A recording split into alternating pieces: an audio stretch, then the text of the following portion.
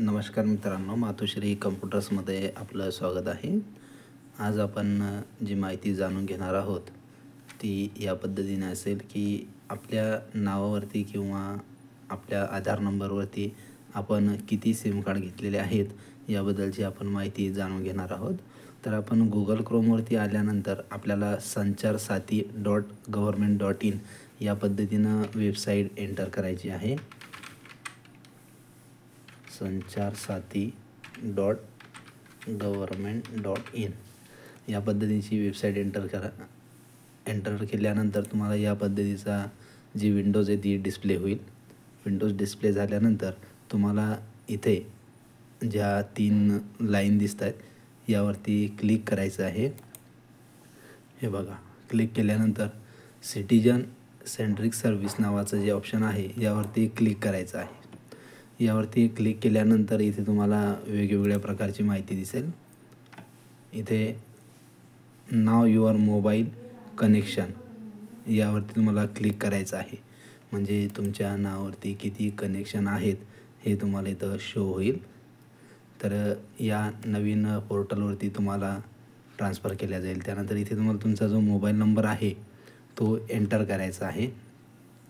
आपला जो नंबर असेल तो नंबर इथं एंटर केल्यानंतर जो कॅप्चा कोड दिसतोय हा इथे एंटर करायचा आहे। व्हॅलिडेट कॅप्चावरती क्लिक करून तुम्हाला OTP सेंड होईल। OTP सेंड झाल्यानंतर तिथे तुम्हाला OTP एंटर करायचा आहे। या पद्धतीने मी माझा नंबर एंटर केला आहे। त्यानंतर जो कॅप्चा आहे तो या पद्धतीने एंटर केला आहे। व्हॅलिडेट कॅप्चावरती क्लिक करा, सक्सेस OTP सेंड। त्यानंतर तुमच्या मोबाईलवरती OTP येईल। OTP आल्यानंतर तुम्हाला तुमचा जो OTP आहे तो तिथे एंटर करायचा आहे। OTP एंटर केल्यानंतर तुमची पुढची प्रोसेस होईल। मी OTP एंटर केला आहे। त्यानंतर लॉग इन बटनावरती क्लिक करायचं आहे। या पद्धतीनं लॉग इन बटनावरती क्लिक केल्यानंतर तुम्हाला या पद्धतीची विंडो दिसेल।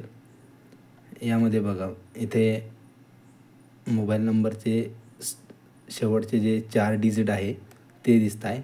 त्यानंतर सुरुवातीचे 91 हा आपला जो इंडियन कोड आहे तो, आणि त्यापुढे 2 अंक।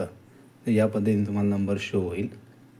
जर हा नंबर तुमचा नसेल तर तुम्ही यावरती क्लिक करून नॉट माय नंबरवरती क्लिक करू शकता। जर तुमचा नसेल तर, किंवा तुमचा आहे पण तुम्हाला नको असेल तर नॉट रिक्वायर्डवरती क्लिक करा, आणि रिक्वायर्ड असेल तर रिक्वायर्डवरती क्लिक करा। म्हणजे जो नको असेल ते तुम्ही इथनं बंद करण्यासाठी रिक्वेस्ट करू शकता। यावरती क्लिक केल्यानंतर रिपोर्ट या बटनावरती क्लिक करायचं आहे।